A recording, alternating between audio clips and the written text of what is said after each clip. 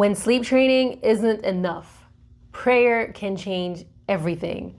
Yes, I'm talking about praying to God. I'm a believer in God, Jesus, and the Holy Spirit. And I actually use that in coaching situations where everything I'm trying just doesn't seem to work and I have to seek higher power. And it has done amazing things for moms. For example, I had a coaching client named Kelly. She came to me looking for help for her 8-month-old daughter. She had terrible coughing. Her mom, Kelly, thought she had pertussis. And so everything we were doing, it just wasn't working as well. And so what I like to do when I'm coaching, I put myself in the mom's shoes. So in that instance, I pictured myself like if I were Kelly in that room and I'm trying to get my 8-month-old daughter to sleep, what would I do? So once I get into that frame of mind, I'm like, what would I do? What would I do? What would I do? And the first thing I would do is pray. So with getting permission from Kelly, I asked her, can I pray for your daughter? And she said yes. And I prayed with her during that coaching session. And less than 24 hours, I got a text from Kelly saying that her daughter was feeling better and she slept through the night. Days later, we found out that it wasn't pertussis. So yes, even if you're a skeptic, I am not a skeptic. I believe that God hears our prayers and he answers them. And there are certain things that prayers do.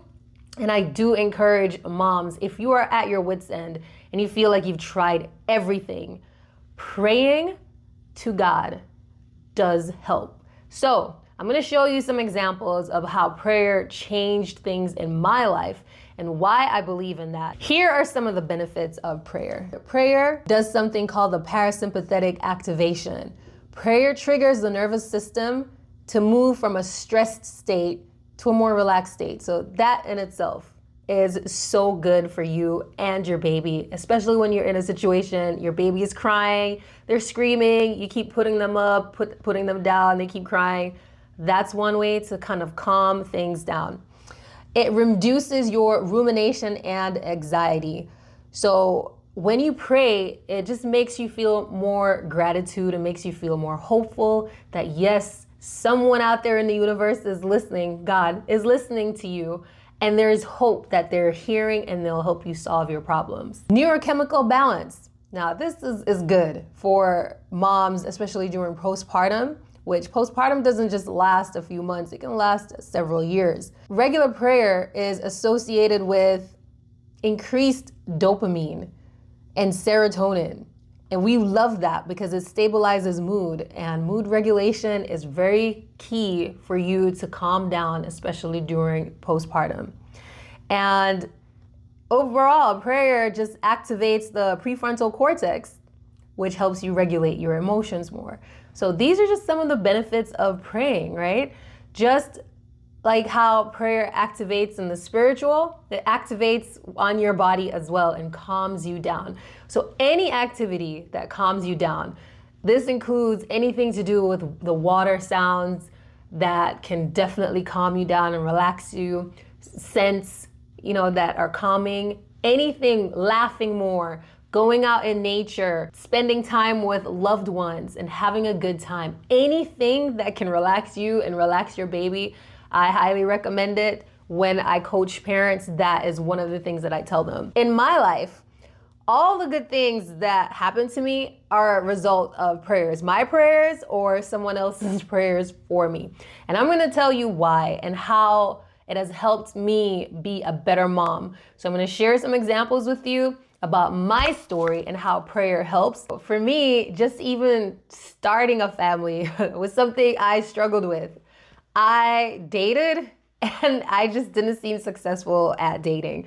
But the minute that I reached my most loneliest moment, when I felt really lonely, and I was like, this is deeper than just, oh, I'm not in a relationship or I want a boyfriend. That moment when I felt lonely, it was January 1st, 2010. I had just come home from work and I said a prayer and I asked God to send me a husband, send me my husband, because I don't know what I'm doing, and I put it in God's hands. And look at this beautiful picture of me and my husband. We got married And we met in 2010, just a few months after that prayer. And it's one of the best prayers I've ever prayed, just to see how things lined up, and I didn't really have to do much. And even when I did the wrong thing, it just worked out so I could meet him to start a family, which I really wanted. Now, after we got married, I realized that I had infertility issues, right? Now, that was a total surprise. And that was a journey filled with support from loved ones and prayer. Like, I had to pray my way through that process. And then I started a family. I got pregnant. And so just looking at this picture, I was so hopeful and full of expectancy, just like, wow, I'm finally pregnant. I'm going to start this beautiful family. Everything's going to go well. And I was working at CNN at the time. I was a writer. And I just didn't have time to read any of the books about what to expect when you have a baby. So I went into motherhood pretty green, meaning I had no clues about babies. I didn't even know how to change a diaper. This is a picture of me the second month after giving birth. That was a rough first month.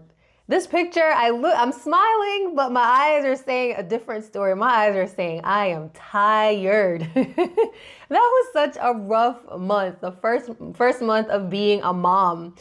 I didn't know what hit me. I felt like I ran into a brick wall.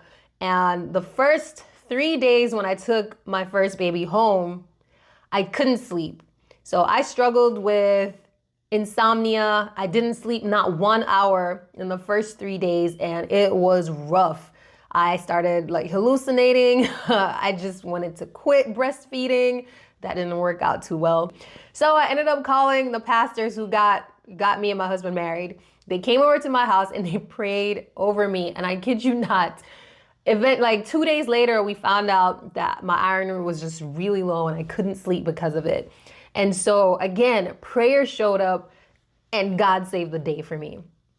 Another example, like going back to work, I was terrified because after my maternity leave ended, I was like, what am I gonna do? My baby's not sleeping through the night. I'm getting up like every 3-4 hours. I can't function. And then me and my husband, we put it together where we decided, we didn't even know what sleep training was, that we were gonna teach our 3.5-month-old, she was turning 4 months soon, how to start sleeping better at night. And this is just an image, like after like the success, the first week that we put her to sleep in her crib, she was a good sleeper after that. And she slept 10 to 12 hours every night since then. So this is that picture. This is an example of our first baby girl just sleeping. She was such a good sleeper. She sucked the pacifier. And we taught her, like when the pacifier fell out, how to hit the crib to pat it so she could hear where the pacifier was in the bed and in the crib, and she would pick it up and put it back in her mouth. So that's another tip. You can definitely teach your baby how to find their own pacifier.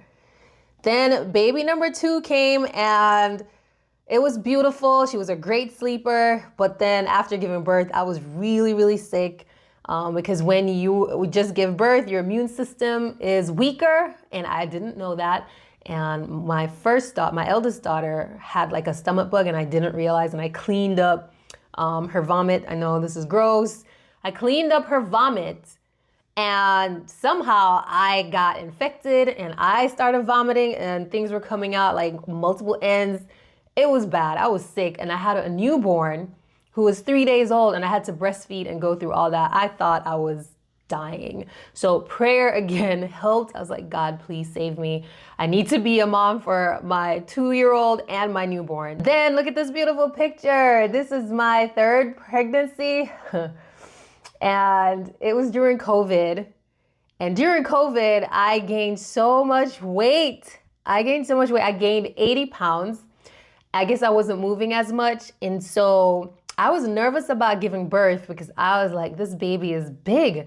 Like the OBGYN couldn't really give me like an estimate. They were like, oh, the baby's probably like around maybe 7 to 8 pounds. I was like, okay, that's big. I've experienced giving birth before twice. I know that's a tough one. But like she just kept growing and growing. My belly was so big that I knew she was gonna be giant, a massive baby. I prayed and I asked God for a miracle delivery because I was nervous. And guess what? I had a precipitous labor, meaning it took, by the time I went to the hospital, I was laboring at home for maybe like 4 hours. But by the time I got to the hospital and I gave birth, it was 12 minutes. And so that was a miracle. I didn't know what to ask for. I just asked for a miracle delivery, and that's what I got. I was so, so happy. I was like, thank you, God, that this birth was just 12 minutes instead of 2.5 days like my second birth. And again, God just continues showing up in my life, for my children's life. When my third daughter got really sick and she was in the hospital having like multiple surgeries, all I could do was play worship music and pray. Like all these doctors, we had like a massive team of doctors and all these experts. And I had my cousin coach me. She's a doctor. I had my friends tell me more about what the whole procedure was going to be like. They were doctors, and all of this expertise and knowledge around me. And the only thing that could keep me calm and sane during that time was prayer. So I'm sharing all this with you because I want you to understand that something that's free, like the air we breathe, is to open up your mouth and just pray. When you feel like you're at your wit's end, you are at the end of your rope and you don't know what else to do, that praying, whether you're standing up, walking around, you're on your knees, or you're laying flat on your face, like God hears you. And you may think that, oh, that's not a strategy. Oh, that's not gonna work. For me and my experiences, how God has came through for me in tough situations, I have to tell you that. As a coach, as a mom, as a human being, I have to tell you that prayer does work. And my whole life story is built off prayer. I mean, my own mom didn't get to raise me. She had severe postpartum depression, and I ended up in foster care when I was 1. My dad died when I was very young. I was 5 years old. So I've been living off prayer. If you want to try something, if you've tried everything else, why not try prayer?